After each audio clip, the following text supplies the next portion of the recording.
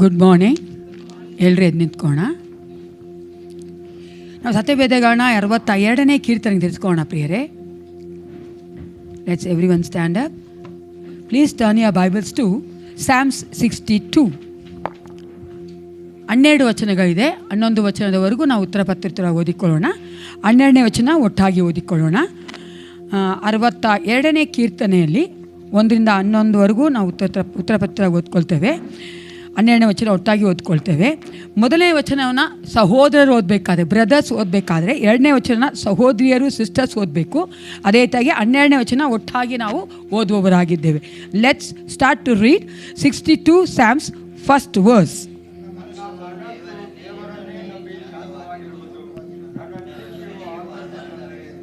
ಆತನೇ ನನಗೆ ಶರಣನು, ರಕ್ಷಕನು, ದುರ್ಗವು, ನಾನು ಕದಲಿದರೂ ಬೀಳೆನು. ಆಮೆನ್.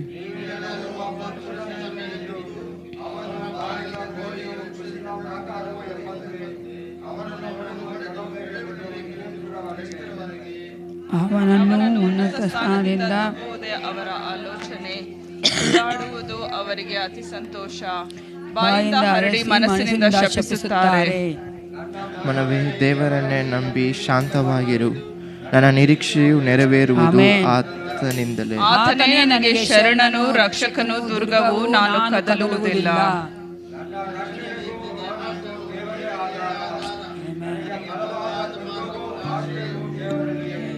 ಜನರೇ, ಯಾವಾಗಲೂ ಆತನನ್ನೇ ನಂಬಿ ನಿಮ್ಮ ಹೃದಯವನ್ನು ಆತನ ಮುಂದೆ ಬಿಚ್ಚಿಡಿರಿ. ದೇವರು ನಮ್ಮ ಆಶ್ರಯವು.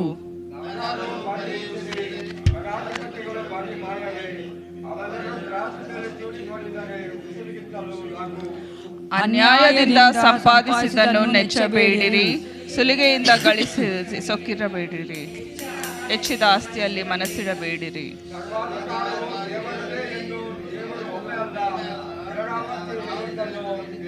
12ನೇ ವಚನ ಒಟ್ಟಾಗಿ ಓದಿಕೋಣ. ಕರ್ತನೇ, ನೀನು ಪ್ರೀತಿ ಸ್ವರೂಪನಾಗಿ ಪ್ರತಿಯೊಬ್ಬನಿಗೆ ಅವನವನ ಕೃತ್ಯಕ್ಕೆ ತಕ್ಕ ಪ್ರತಿಫಲವನ್ನು ಕೊಡುವಂಥವನಲ್ಲವೇ? ನಮಗೆ ಆತನೇ ರಕ್ಷಣೆಯು, ಆತನೇ ನಮ್ಮ ದುರ್ಗವು, ಆತನೇ ನಮ್ಮ ಆಶ್ರಯವೂ ಆಗಿದ್ದಾನೆ ಪ್ರಿಯರೇ. ಹಲ್ಲೆಲೂಯಾ.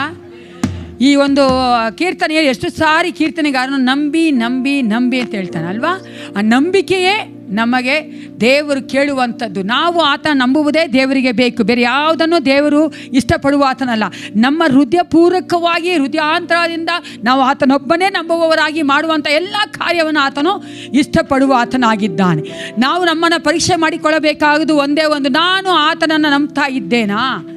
ಎಲ್ಲಕ್ಕಿಂತಲೂ ಎಲ್ಲರಿಗಿಂತಲೂ ಹೆಚ್ಚಾಗಿ ನಾನು ಆತನೇ ನಂಬ್ತೇನೆ ಅನ್ನೋದನ್ನು ನಾವು ಯೋಚನೆ ಮಾಡ್ಕೋಬೇಕು ಪ್ರಿಯೆ. ಈ ಒಂದು ಮುಂಜಾನೆಯಲ್ಲಿ ನಮ್ಮನ್ನೇ ನಾವು ಆತನಿಗೆ ಸಮರ್ಪಿಸಿಕೊಂಡವರಾಗಿ, ಕಣ್ಣುಗಾಣ ಮುಚ್ಚಿಕೊಂಡವರಾಗಿ, ಏಸಪ್ಪ, ಈ ಒಂದು ಆರಾಧನೆಯ ಸಂಪೂರ್ಣವಾಗಿ ನನ್ನನ್ನೇ ಒಪ್ಪಿಸಿಕೊಡುತ್ತೇನೆ. ನೀವು ನನ್ನನ್ನು ನಿಯಂತ್ರಿಸಬೇಕೆ ನಾನು ಬೇಡಿಕೊಳ್ಳುತ್ತೇನೆ. ನಾನು ನಿನ್ನನ್ನೇ ಕರ್ತನೇ ಅಪ್ಪ ಏಸಪ್ಪ ಮೆಚ್ಚಿಸುವಂತೆ, ನಿನ್ನನ್ನೇ ನಾನು ಘನಪಡಿಸುವಂತೆ, ಆರಾಧನೆ ಮಾಡುವಂತೆ ನನಗೆ ಬೇಕಾದಂಥ ನಿನ್ನ ಬಲವನ್ನು ಕೊಡು ಅಂತ ಕೇಳಿ ಪ್ರಿಯರೇ. ಯಾಕೆಂದರೆ ದೇವರು ವಾಕ್ಯ ಹೇಳ್ತದೆ, ನಮ್ಮಿಂದ ಯಾವುದೂ ಸಾಧ್ಯವಿಲ್ಲ. ಆತನ ಪ್ರಸನ್ನತೆ ನಮಗೆ ಬೇಕಾಗಿದೆ ಪ್ರಿಯರೇ. ನಮಗೆ ಆತನ ಅಭಿಷೇಕ ಬೇಕಾಗಿದೆ. ಆತನು ನಮ್ಮನ್ನು ನಡೆಸದೆ ಹೋಗುವುದಾದರೆ ನಾವು ಮಾಡುವುದೆಲ್ಲ ನಾವು ಮನುಷ್ಯರ ಹಾಗೆ ಮಾಡುವಂಥದ್ದು ವ್ಯರ್ಥವಾಗಿದೆಯಲ್ಲ. ಆದ್ದರಿಂದ ಆತನ ಆತ್ಮ ನಮ್ಮನ್ನು ತುಂಬಿಸುವಂತೆ ನಾವು ಪ್ರಾರ್ಥನೆ ಮಾಡಿಕೊಳ್ಳೋಣ. ಸೇನಾಧೀಶ್ವರಾದ ಪರಲೋಕ ತಂದೆ, ಯೇಸುವೇ ನಿನಗೆ ಸ್ತೋತ್ರ ಉಂಟಾಗಲಿ. ರಾಜ, ನೀನು ಒಳ್ಳೆಯವನಾಗಿದ್ದಿ ಏಸಪ್ಪ. ಎಷ್ಟು ಕರ್ತನೇ ನಮ್ಮನ್ನು ಪ್ರೀತಿ ಮಾಡಿದ್ದೆ, ಅದಕ್ಕಾಗಿ ನಿನಗೆ ಸ್ತೋತ್ರ ದೇವ. ನಾವು ಮತ್ತೊಂದು ಆವರ್ತಿ ನಿನ್ನ ಒಂದು ದಿನದಲ್ಲಿ ಅಪ್ಪ ನಾವು ಸೇರಿ ಬರುವಂತೆ ಕಾರ್ಯ ಮಾಡ್ದಲ್ಲ ದೇವ ಏಸಪ್ಪ. ನಿನ್ನ ಒಂದು ಕೃಪೆ ಕರುಣೆಗಾಗಿ ನಿನಗೆ ಸ್ತೋತ್ರ ಅಪ್ಪ. ನಿನ್ನ ಕೃಪೆ ಕರುಣೆಗೆ ಪ್ರತಿದಿನ ನಮ್ಮನ್ನು ನಡೆಸ್ತಾ ಇರುವುದಕ್ಕಾಗಿ ನಿನಗೆ ಸ್ತೋತ್ರ ರಾಜ. ಅಪ್ಪ, ನೀನು ವಾಗ್ದಾನಗಳು ಮಾಡಿದ ದೇವನು, ವಾಗ್ದಾನಕ್ಕೆ ಸರಿಯಾಗಿ ನಡೆಯುವಂಥ ದೇವನಾಗಿದೆಯಲ್ಲ. ನಾವು ಜೀವಂತವಾಗಿರಬೇಕೆಂದೇ ನೀನು ಕರ್ತನೆ ಈ ದಿನಗಳಲ್ಲಿ ಏಸಪ್ಪ ನಮ್ಮೊಂದಿಗೆ ಕಾರ್ಯ ಮಾಡುತ್ತಾ ಇದ್ದೀನಿ. ನಾವು ನಿನ್ನಲ್ಲಿ ಬಂದು ಸೇರಿಕೊಳ್ಳಬೇಕೆಂದು ಕರ್ತನೆ, ನಿನ್ನ ಒಂದು ಕರ್ತನೆ ಆಲಯದಲ್ಲಿ ಏಸಪ್ಪ, ನಿನ್ನ ಒಂದು ಕರ್ತನೆ ಮಕ್ಕಳೊಂದಿಗೆ ಸೇರಿ ಬಂದು ಅರ್ಥ ನಿನ್ನನ್ನು ಸ್ತುತಿಸುವಂತೆ, ಕೊಂಡಾಡುವಂತೆ ರಾಜ, ನಿನ್ನ ವಾಕ್ಯಗಳ ಧ್ಯಾನ ಮಾಡುವಂತೆ ಏಸಪ್ಪ ನೀನು ಕೊಟ್ಟಿರುವಂಥ ಈ ಒಂದು ಸಮಯಕ್ಕಾಗಿ ನಿನಗೆ ಸ್ತೋತ್ರ ಉಂಟಾಗಲಿ ದೇವಾ. ಈ ಒಂದು ಆರಾಧನೆಯ ಮೊದಲುಗೊಂಡು ಕೊನೆಯವರೆಗೂ ನಿನ್ನ ಮಕ್ಕಳನ್ನು ನಡೆಸಿಕೊಡು ಕರ್ತನೆ. ನಾವು ನಮ್ಮನ್ನು ತಗ್ಗಿಸಿಕೊಳ್ಳುತ್ತೇವಪ್ಪ. ನೀವು ನಮ್ಮನ್ನು ಕರ್ತನೆ ಮಹಿಮೆಯಾಗಿ ಕರ್ತನೆ, ಹೌದು ರಾಜ, ನಿನ್ನ ಮಹಿಮೆಗೋಸ್ಕರವಾಗಿ ನಡೆಸಿಕೊಡಬೇಕೆಂದು ಯೇಸು ಕ್ರಿಸ್ತನ ನಾಮದಲ್ಲಿ ಪ್ರಾರ್ಥಿಸ್ತೇನೆ, ಒಳ್ಳೆಯ ಪಿತನೇ.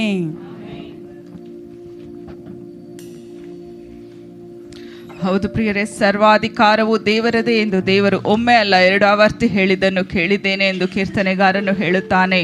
ನಮಗೆ ತಿಳಿದಿದೆ ನಮ್ಮ ದೇವರು ಸರ್ವಾಧಿಕಾರಿ, ಸರ್ವಶಕ್ತನು ಎಂದು. ಆತನು ನಮಗೆ ಲಜ್ಜೆಗೆ ಬದಲಾಗಿ ಆತನು ಮಾನವನ್ನು ಕೊಡುವಂಥ ದೇವನಾಗಿದ್ದಾನೆ. ಕಣ್ಣೀರಿಗೆ ಬದಲಾಗಿ ಆನಂದವನ್ನು ಕೊಡುವಂಥ ದೇವರು ನಮ್ಮ ದೇವರಾಗಿದ್ದಾನೆ. ಈ ಒಂದು ನೂತನ ದಿನದಲ್ಲಿ ಆತನು ನಮ್ಮನ್ನು ನಡೆಸಿಕೊಂಡು ಬರುವ ಹಾಗೆ ನಾವು ಆತನ ಪಾದದಡಿಯಲ್ಲಿ ಬಂದಿರುವಾಗ ಈ ಒಂದು ಸಮಯದಲ್ಲಿ ನೂತನ ದಿನದಳು ನನ್ನ ನಡೆಸು ಎಂಬ ಹಾಡಿನಿಂದ ನಾವು ದೇವರಿಗೆ ನಮ್ಮನ್ನು ಒಪ್ಪಿಸಿಕೊಡೋಣ.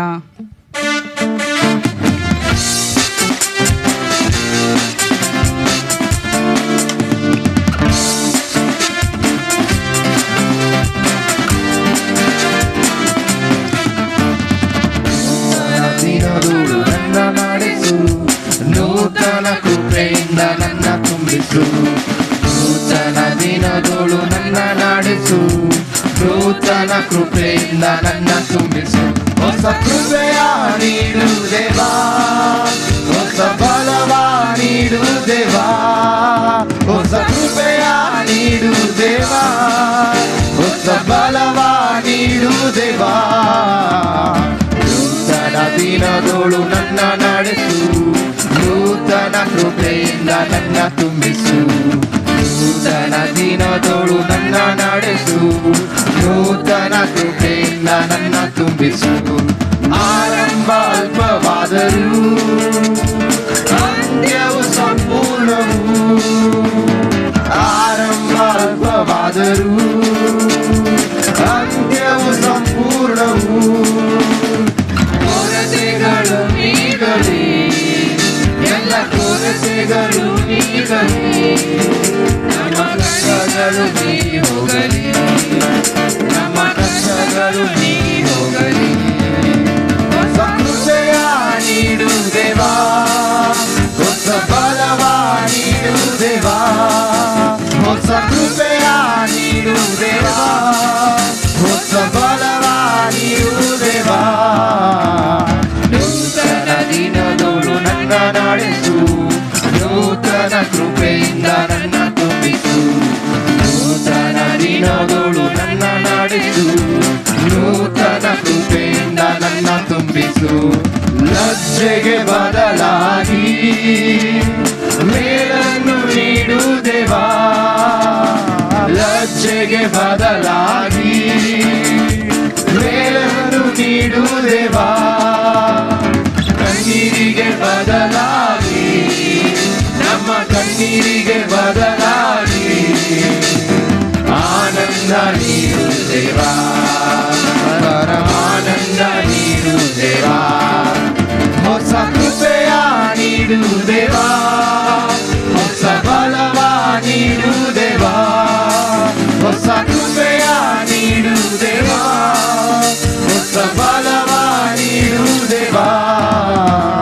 ನೂತನ ದಿನದೋಳು ನನ್ನ ನಡೆಸು, ನೂತನ ಕೃಪೆಯಿಂದ ನನ್ನ ತುಂಬಿಸು, ನೂತನ ದಿನದೋಳು ನನ್ನ ನಡೆಸು, ನೂತನ ಕೃಪೆಯಿಂದ ನನ್ನ ತುಂಬಿಸು. ಸವಾಲನ್ನು ಸಂಧಿಸಲು, ಈ ಲೋಕವನ ಜಯಿಸಲು, ಸವಾಲನ್ನು ಸಂಧಿಸಲು, ಈ ಲೋಕವನ ಜಯಿಸಲು. ಸಂಬಂಧವ ಸ್ಥಿರಪಡಿಸು, ನಮ್ಮ ಸಂಬಂಧವ ಸ್ಥಿರಪಡಿಸು. ಸಮಾಧಾನ ಹೊಂದರು, ಕುಟುಂಬ ಸಮಾಧಾನ ಹೊಂದರು. ಹೊಸ ಕೃಪೆಯ ನೀಡು ದೇವಾ, ಹೊಸ ಬಲವ ನೀಡು ದೇವಾ, ಹೊಸ ಕೃಪೆಯ ನೀಡು ದೇವಾ, ಹೊಸ ಬಲವ ನೀಡು ದೇವಾ. ನೂತನ ದಿನದೋಳು ನನ್ನ ನಡೆಸು, ನೂತನ ಕೃಪೆಯಿಂದ ನನ್ನ ತುಂಬಿಸು, ನೂತನ ದಿನದೋಳು ನನ್ನ ನಡೆಸು, ನೂತನ ಕೃಪೆಯಿಂದ ನನ್ನ ತುಂಬಿಸು.